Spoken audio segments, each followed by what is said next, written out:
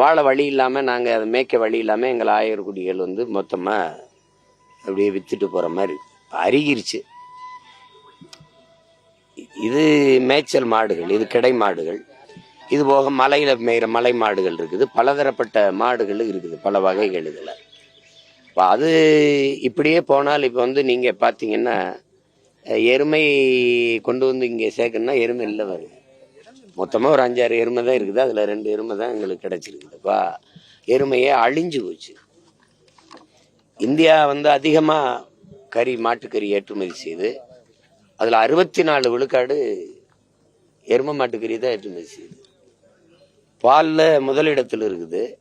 அந்த பாலை ஏற்றுமதி செய்கிறது எருமை மாட்டுப்பால் தான். ஆனால் எருமையை வளர்க்குறது, அதை பேசுறது அவ்வளோ இழிவாக தெரியுது. கறியிலே சுவையான கறி எருமை மாட்டு கறின்னு தான் வெளிநாட்டுக்காரம்பரம் வாங்கி சாப்பிட்றான். அந்த 64 விழுக்காடு கறியும் உத்தரப்பிரதேசம் மாநிலம் அனுப்புது. 100 விழுக்காட்டில் 64 விழுக்காட்டை உத்தரப்பிரதேசமே அனுப்புது.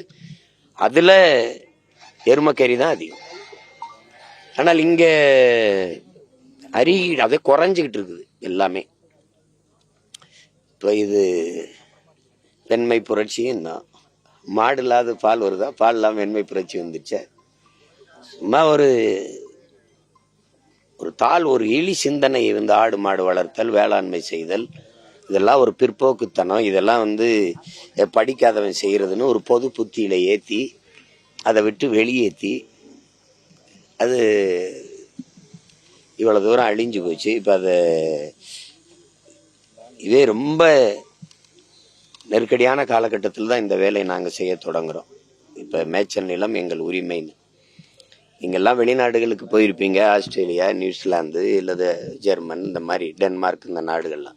சாலையில் நீங்கள் பயணித்து பார்த்தீங்கன்னா பல ஆயிரக்கணக்கான ஏக்கர்களில் ஆடுகள் மேய்ந்து கொண்டு இருப்பதை நீங்கள் அழகாக பார்க்க முடியும். அந்த மாதிரியெல்லாம் இந்த நாட்டில் ஏதாவது இருக்கா பாருங்க.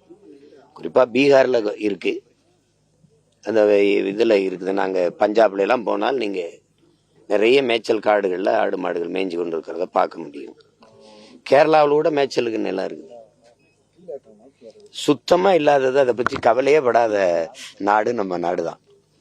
இந்தியாவில் இந்த பீஃப், இந்த இதில் அதிகமாக மாட்டுக்கறி ஏற்றுமதி செய்கிறது இல்லை. அதில் எருமாட்டுக்கறியில் கேரளா, ஆந்திரா, நேற்று வந்து தெலுங்கானா, பீகார், பஞ்சாப், எல்லா உத்தரப்பிரதேசம், எல்லா மாநிலமும் இடம்பெறுது. தமிழ்நாடு அதில் இல்லை. பாருங்க, பாலின் சந்தை மதிப்பு மட்டும் 1,38,070 கோடி இருக்குது ஒரு ஆண்டுக்கு. சாராயம் எவ்வளவு? 50,000 கோடி தான். ஆனால் அதில் காட்டுற முக்கியத்துவத்தை இந்த பால் பொருளாதாரத்தில் அவங்க காட்டுறதில்லை. அது சொல்லுவாங்க, மேய்ச்சல் நிலம் வந்து அதுக்கென்று மேய்ச்சல் நிலத்தை ஒதுக்கணும். மேய்ச்சல் நில புறம்போக்குன்னு இருக்குது. அந்த மேய்ச்சல் நில புறம்போக்குகளை அதை இந்த புறம்போக்குகளை ஆக்கிரமிச்சு வச்சிருக்குது. அதை மீட்கணும். மலையடிவாரங்கள் நீங்கள் முதலாக நாங்கள் எங்கே மாடு வளர்க்க தொடங்கணும்? ஆடு மாடு. காடும் காடு சார்ந்த இடம். என்னை அதே காட்டுக்குள்ளே நுழையாதுன்னு தடப்பட்ட அப்படி இந்த இப்போதான் நாங்கள் ஆடு மாடுகளை மலையில் ஏறி மேய்க்கிறோமா, மலங்காடுகளுக்குள்ளே மேய்க்கிறோமா? எத்தனை ஆயிரம் ஆண்டுகளாக நாங்கள் மேய்ச்சி வரோம்.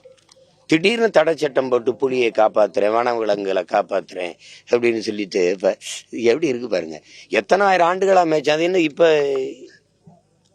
2021 தான் இவ்வளவு கடுமையான தடை சட்டம் வருது. அந்த மலை மேலே ஏற்றியே மேய்க்கக்கூடாதுன்னு தடை சட்டத்தை கொண்டு வர்றாங்க. அது புலிகள் காப்பகம்ங்கிறாங்க. தனிநபர் தொடர்ந்த வழக்கு. அவர் அப்போ அந்த தீரன் திருமுருகன் வந்து இப்போ எங்கள் கட்சியில் தான் இருக்கிறார்ல. அவர் தொடர்ந்த வழக்கில் நம்ம எழுப்புகிற கேள்வி என்னன்னா, இப்போ நாங்கள் இத்தனை கேள்விகளை இப்போ வைக்க போகிறேன். இதில் ஏதாவது ஒரு கேள்வியை அரசு தரப்பு வழக்கறிஞர் வச்சிருக்கணுமா இல்லையா? ஏன் வைக்கல? இப்போ நான் செய்கிற தர்க்கத்தை அரசு தரப்பு வழக்கறிஞர் வச்சிருந்தாருன்னா அந்த தடை வந்திருக்குமா?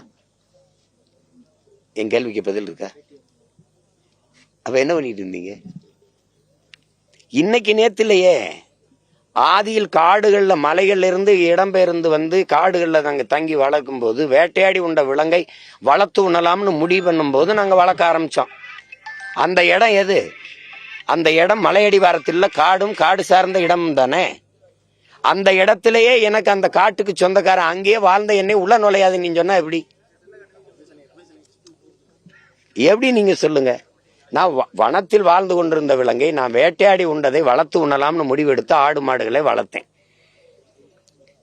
அங்க இருந்து காடு, நாடு உங்களுதுன்னா காடு என்னதுல, அதை தானே மாடு ஆடும் கேட்கும். நீ எப்படி நீ சொல்ற, நீ உழைச்சு உன் நாட்டுக்கு வரி கட்டுற, உழைச்சு நீ வரி கட்டுற. நான் உயிரை கொடுத்து என் உடலை கரியாய் கட்டுறேன், என் உடலை கரியா கட்டுறேன். 30,000 கோடி ஒரு ஆண்டுக்கு வருமானம். இந்த 24 மட்டும் 30,000 கோடி இந்த பீஃப் எக்ஸ்போர்ட்ல வருது. சொல்லுங்க, நான் என் ரத்தத்தை பாலா முறிச்சு உங்களுக்கு தர்றேன். அதுலதான் நீங்க 13.5 லட்சம் கோடி உங்களுக்கு வருமானம் வருது. இந்தியாவுக்குள்ள 13.5 லட்சம் கோடி வருமானம். அப்புறம் நீங்க எங்களை ஒண்ணுமே செய்ய மாட்டீங்க. நீங்க பால் இல்லாம ஒண்ணும் இல்ல, பாலாடை கட்டி, பால் கோவா, நெய், சீஸு எல்லாம் சொல்றீங்க, தயிர், மோர், வெண்ணெய் அதெல்லாம் திங்கிறீங்க. ஆனா அது என்ன திங்கும்னு என்னைக்காவது யோசிக்கிறீங்களாங்கிறதானே இப்ப கேள்வி. அதுக்கு தான் மாநாடு. அவங்க எனக்கு பேச வருது பேசுறேன், அவனுக்கு பேச வரல, அவனுக்காக நான் பேசுறேன். செய்திகளை உடனுக்குடனும் துல்லியமாகவும் தெரிந்து கொள்ள சப்ஸ்கிரைப் பண்ணுங்க.